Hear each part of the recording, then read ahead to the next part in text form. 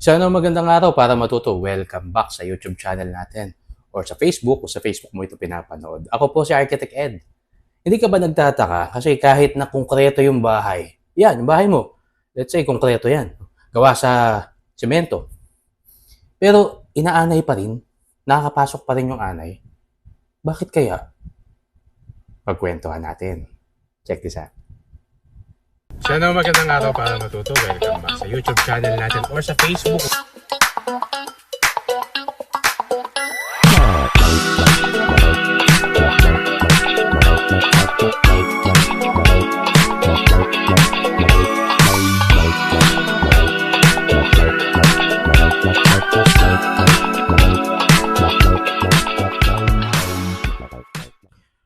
Magkalinawan muna tayo, no? Dahil ang totoo, kung kakausapin mo yung anay, sasabihin niya sa'yo, nauna siya dyan. Dyan siya nakatira. Sa lupa. Yan. Nung hindi mo pa tinatayo yung bahay mo, nandyan na siya. Dyan siya nakatira eh. Tawag sa anay, subterranean termite. Ito ay anay na nasa ilalim ng lupa. So, nung hindi mo pa tinatayo yung bahay mo, nandyan na siya. Diyan na siya nakatira. Kaya nauna siya sa'yo. Ang problema, ito, i-drawing natin. Ganito ang kwento niyan. Ito ay isang basic illustration, no? Kung ano ang typical na itsura ng mga bahay natin. Let's say ito ay concrete, no? Concrete.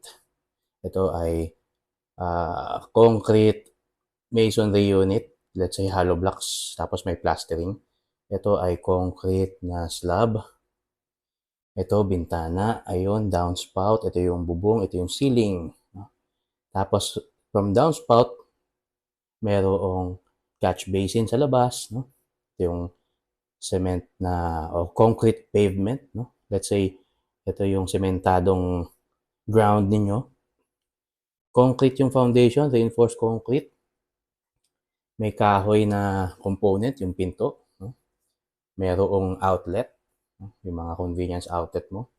At ito ay lupa. Ayan. Yung mga pula na yan, yan yung mga daanan ng termites. Okay. Kasi, ang mga termites, dyan talaga sila nakatira sa lupa. Nung tinayuan mo ng bahay, mas lalo mo silang pinasaya. Bakit?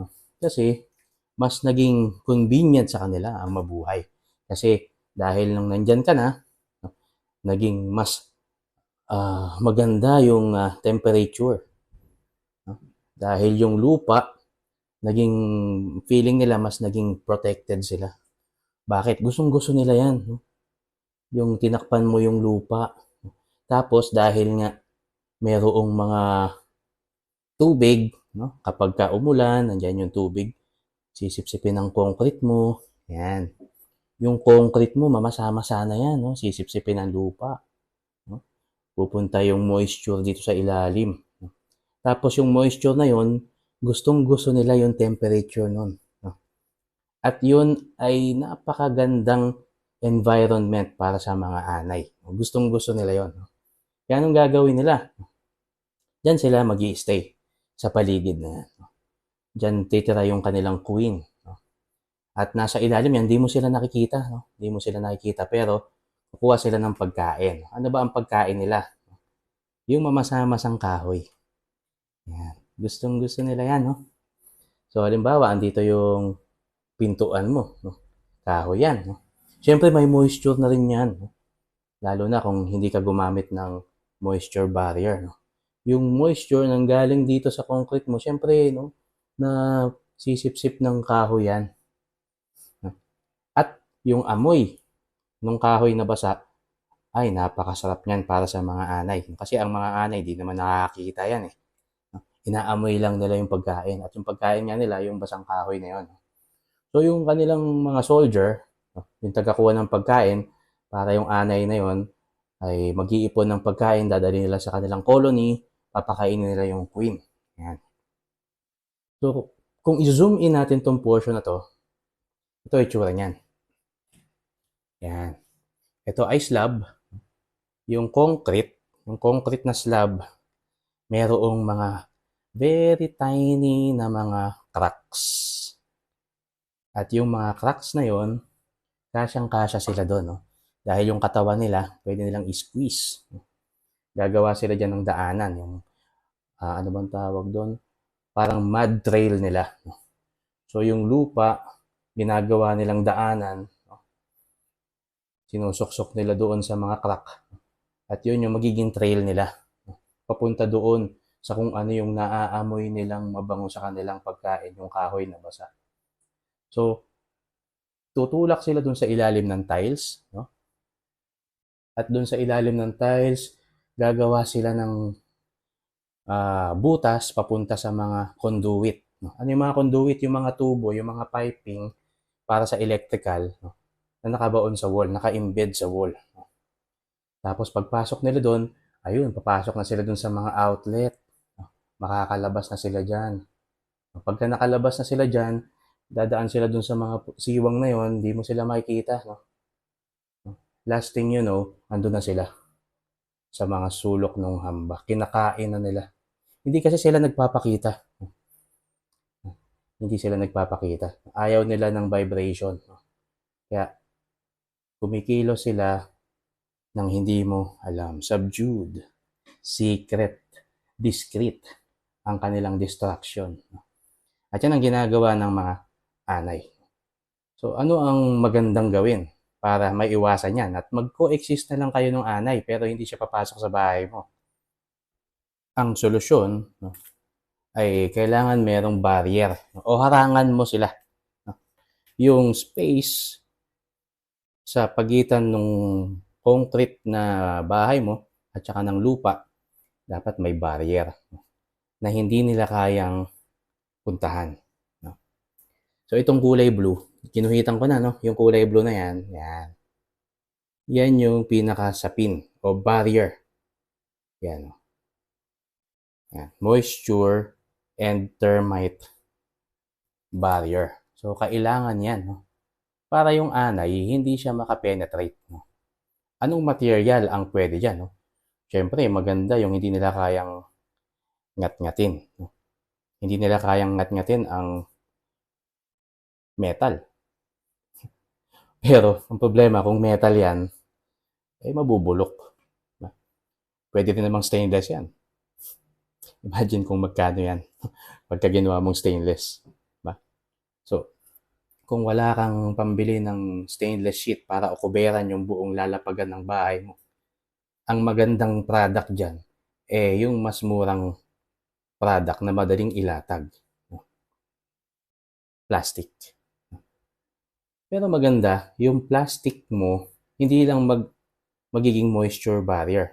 Kasi, kaya naman natin gustong i-block yung moisture. Para yung moisture nandito sa lupa ay hindi pumasok doon sa loob ng bahay mo.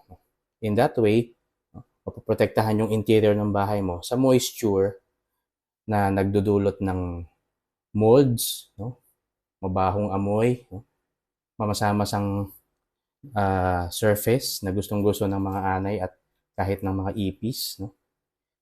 Yun ang nagagawa ng moisture barrier. No? Pero hindi niya kayang i-repel yung mga insekto, kagaya ng subterranean termite at mga langgam. No? Kaya dapat yung moisture barrier mo na film, na plastic, na isasapin mo doon sa pagitan ng lupa at ng concrete, no? Ay meron din dapat properties na ayaw ng anay. Ano yung ayaw ng anay? Pesticide.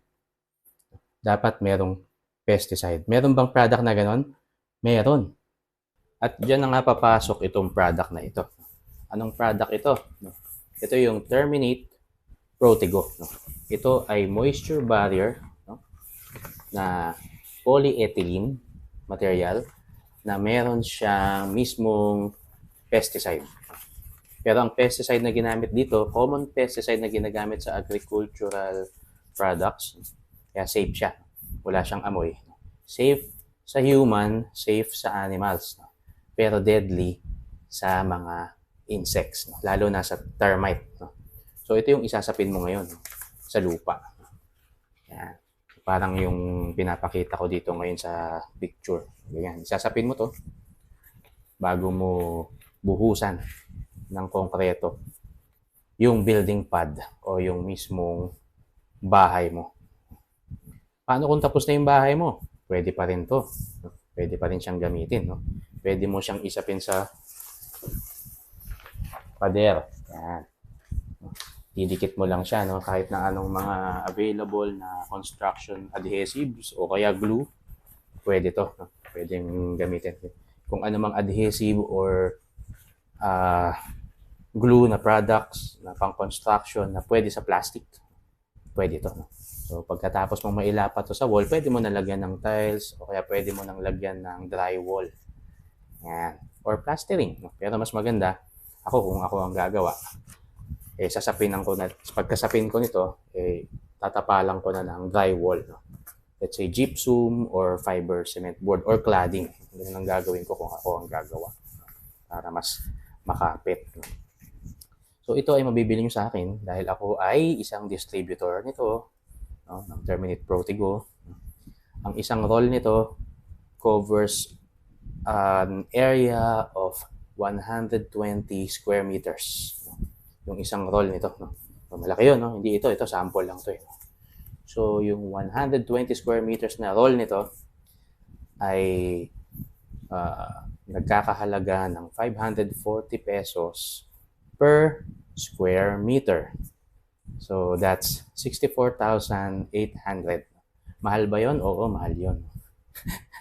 Pero, ang mapoprotektahan ng halaga na yon, yung bahay mo laban sa hundreds of thousands ng peso o kaya milyon pa nga na pwedeng maging damage kapag inanay yung mga kahoy mo dyan, inanay yung loob ng mga conduits mo. Pag nandyan na nakatira sa loob ng pader mo yung mga anay, mahirap na silang tanggalin. So baka gumastos ka ng milyon pa nga para ipa-repair o i-renovate yung bahay mo. Naprotektahan mo sana ng 64,800. Sa 120 square meters, malaki na yon, no? So, paano ka makaka-order nito? Email mo ako, lalagay ko ang email ko dito para maka-order ka nito. At papadala ko sa iyo yung mga details paano ka makakabili sa akin ng Terminate Protigo. So, kung gusto mong malaman yung iba pang information tungkol sa product na ito, gagawa pa rin ako ng mga iba pang mga videos para yung mga FAQs, frequently asked questions na na-encounter ko tungkol sa product. Kasi marami na yung mga nagtatanong. Kasi nga, interested sila. So, gagawa ako ng mga videos na yan.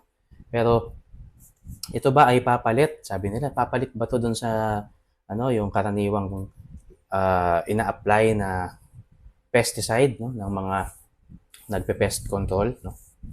Oo, no? Kasi ito hanggang nasa loob to ng ilalim ng foundation mo, hanggang nakasapin to doon sa ilalim ng bahay mo, hindi na siya kailangang ulitin. Nandun na siya, no? Pero kung gusto mo pa rin na gumamit ng traditional, no, na mayroong reticulation, no, yung mayroong tubo na butas-butas, tapos doon i-inject yung chemicals, okay lang naman. No? Kung gusto mong gumastos pa, no? Pwede naman. No? Kaya lang ito, hindi toxic chemical, no? Safe para sa animals. Kung may mga alaga kang animals, safe to sa kanila at sa tao. No? Wala itong malakas na amoy. Wala nga amoy eh. And hindi strong yung chemicals. No? Kaya environmentally friendly. No? Dahil yung chemicals nga na ginamit dito ay yung common pesticide na ginagamit sa mga agricultural products na kinakain natin. Okay? So, again, contact me kung gusto mong umorder nito at usap tayo. Email mo ako or i-dial mo yung numbers ko. Maraming salamat po at magkita-kita po tayo ulit sa susunod na video tungkol sa mga topics sa construction, architecture, project management, at sa mga products kagaya nitong Terminate Protigo. Ingat po tayong lahat. Hanggang sa muli. Bye!